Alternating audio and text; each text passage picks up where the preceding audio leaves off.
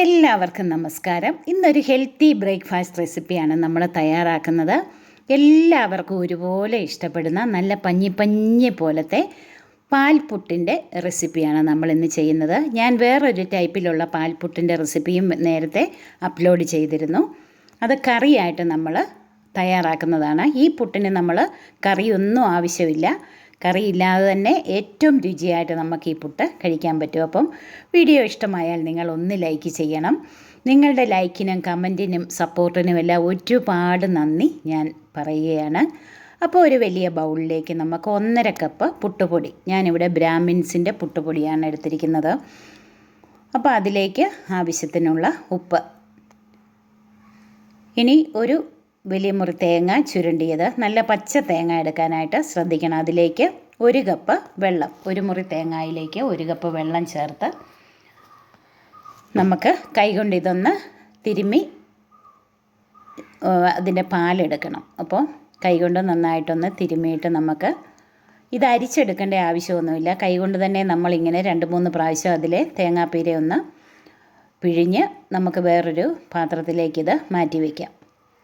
ബാക്കി തേങ്ങാപ്പീര അതിനകത്തുണ്ടെങ്കിലും സാരമില്ല. ഇനി നമ്മൾ എടുത്തു വെച്ച ആ പുട്ടുപൊടിയിലേക്ക് നമുക്ക് ഈ തേങ്ങാപ്പാൽ കുറേശ്ശെ ചേർത്ത് നന്നായിട്ട് ഇതൊന്ന് നനച്ചെടുക്കാം. ഇങ്ങനെ തേങ്ങാപ്പാൽ ചേർത്ത് പുട്ട് തയ്യാറാക്കുമ്പോഴത്തേക്ക് അതിന് ഒരു നല്ല സോഫ്റ്റ്നെസ്സുമാണ്, അടിപൊളി ടേസ്റ്റുമാണ്.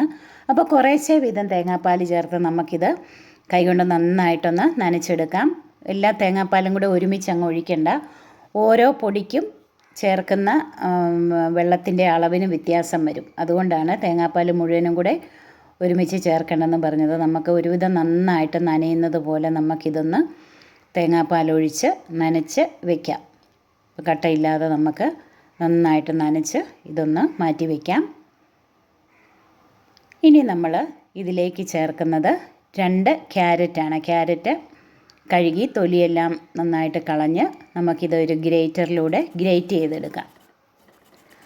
അപ്പം ക്യാരറ്റൊക്കെ ചേർക്കുന്നത് കൊണ്ട് ഇതിന് ഒരുപാട് ഹെൽത്തിയുമാണ്. അത് തന്നെയല്ല നല്ല ടേസ്റ്റുമാണ്. കുട്ടികളൊക്കെ ക്യാരറ്റ് കഴിക്കാൻ മടിയുള്ള കുട്ടികൾക്കൊക്കെ ഇങ്ങനെ തയ്യാറാക്കി കൊടുത്താൽ അവർ നന്നായിട്ട് കഴിച്ചോളും. അപ്പോൾ ഒരു പാൻ അടുപ്പിലേക്ക് വെച്ച് നമുക്കൊരു 2 ടീസ്പൂൺ നെയ്യ് ചേർത്ത് കൊടുക്കാം. നെയ്യൊന്ന് ചൂടായി കഴിയുമ്പോഴത്തേക്ക് നമ്മൾ ഗ്രേറ്റ് ചെയ്ത് വെച്ച ക്യാരറ്റ്, 2 ക്യാരറ്റും ഗ്രേറ്റ് ചെയ്ത് വെച്ചിട്ടുണ്ട്. അത് നമുക്കിതിലേക്ക് ചേർത്ത് നമുക്ക് ജസ്റ്റ് ഒന്ന് വഴറ്റി കൊടുക്കാം. ഒരു 2 മിനിറ്റൊക്കെ ഒന്ന് വഴറ്റിയാൽ മതി. അതിലെ ജലാംശമൊക്കെ നന്നായിട്ടൊന്ന് മാറണം. അതുവരെ ക്യാരറ്റ് ഒരുപാട് വെന്ത് പോവുകയൊന്നും വേണ്ട. അതിലെ ജലാംശമൊക്കെ ഒന്ന് മാറി വെച്ചാൽ മതി. അപ്പോൾ നമുക്കിത് നന്നായിട്ടൊന്ന് വഴറ്റി കൊടുക്കാം. ഇപ്പോൾ ക്യാരറ്റ് ഒരുവിധം നന്നായിട്ട് വഴന്ന് വന്നിട്ടുണ്ട്. അതിലെ ജലാംശമൊക്കെ നന്നായിട്ട് മാറിയിട്ടുണ്ട്. ഇനി ഇതിലേക്ക് മധുരത്തിനാവശ്യമായ പഞ്ചസാര, ഒരു 2-3 ടേബിൾ സ്പൂൺ പഞ്ചസാര നമുക്കിതിലേക്ക് ചേർത്ത് കൊടുക്കാം. പഞ്ചസാര ചേർത്ത് കഴിയുമ്പോഴത്തേക്ക് അല്പം വെള്ളവും കൂടെ ഒന്ന് വരും. ക്യാരറ്റ് ഒന്നുകൂടെ നനഞ്ഞതായിട്ട് വരും. ആ ജലാംശവും കൂടെ ഒന്ന് മാറുന്നത് വരെ ഒന്നുകൂടെ ഒന്ന് ഇളക്കി കൊടുക്കണം. ഇപ്പോൾ ക്യാരറ്റിലെ പഞ്ചസാര ചേർത്ത് നന്നായിട്ടൊന്ന് ഇളക്കി അതിലെ ജലാംശം എല്ലാം ഒന്ന് വറ്റി വന്നിട്ടുണ്ട്. ഇനി നമ്മൾ പിഴിഞ്ഞ് മാറ്റി വെച്ചിരുന്ന ആ തേങ്ങാപ്പീര നമുക്കിതിലേക്ക് ചേർത്ത് കൊടുക്കാം. അപ്പം ബാക്കി ജലാംശമുള്ളത് ഈ തേങ്ങാപ്പീരയിലേക്ക് അങ്ങ് വലിഞ്ഞോളും. അപ്പം നന്നായിട്ട് ഡ്രൈ ആയിട്ട് കിട്ടും. അപ്പം നന്നായിട്ട് തന്നെ നമുക്കിതൊന്ന് ഇളക്കി കൊടുക്കാം.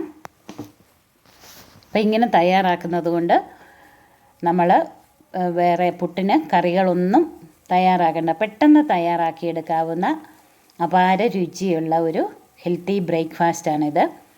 അപ്പോൾ നമ്മൾ ക്യാരറ്റും എല്ലാം തേങ്ങാപ്പീരയെല്ലാം ചേർത്ത് നന്നായിട്ടൊന്ന് ഇളക്കി വെച്ചിട്ടുണ്ട്. ഇനി നമുക്കിത് തണുക്കുന്നതിനായിട്ട് വേറൊരു പാത്രത്തിലേക്ക് നമുക്കിത് ആക്കി കൊടുക്കാം. ഒന്ന് നിരത്തി ഇട്ടാൽ പെട്ടെന്ന് തന്നെ ഇത് ചൂടാറി കിട്ടും. അപ്പം നമ്മുടെ പുട്ടുപൊടിയൊക്കെ നനഞ്ഞിരിപ്പുണ്ട്. നമുക്ക് ചൂടാറിയ ഈ ക്യാരറ്റിൻ്റെ കൂട്ട് നമുക്കിതിലേക്ക് ചേർത്ത് കൊടുക്കാം. ക്യാരറ്റും തേങ്ങാപ്പീരയെല്ലാം കൂടെയുള്ള നന്നായിട്ടിത് കൈകൊണ്ടൊന്ന് യോജിപ്പിക്കാം. കട്ടയൊന്നുമില്ലാതെ നന്നായിട്ടൊന്ന് യോജിപ്പിച്ചെടുക്കാം. ഇനി ഇതുപോലെ തന്നെ നമുക്ക് പുട്ടുകുറ്റിയിലേക്ക് വാരി നിറയ്ക്കാം. ഇനി അതല്ല, നിങ്ങൾക്കൊന്നുകൂടെ ഒരു നല്ല കളറ് വേണമെങ്കിൽ നമുക്ക് മിക്സിയുടെ വലിയ ബൗളിലിട്ട് പൾസ് മോഡിൽ ഒന്ന് കറക്കി വെച്ചാൽ മതി. 2 പ്രാവശ്യം ഒന്ന് കറക്കി എടുത്ത് കഴിയുമ്പോഴത്തേക്കും നന്നായിട്ടിത് നല്ല കളറായിട്ട് കിട്ടും. അപ്പോൾ ഇനി നമുക്കിത് പുട്ടുകുറ്റിയിലേക്ക് നിറയ്ക്കാം.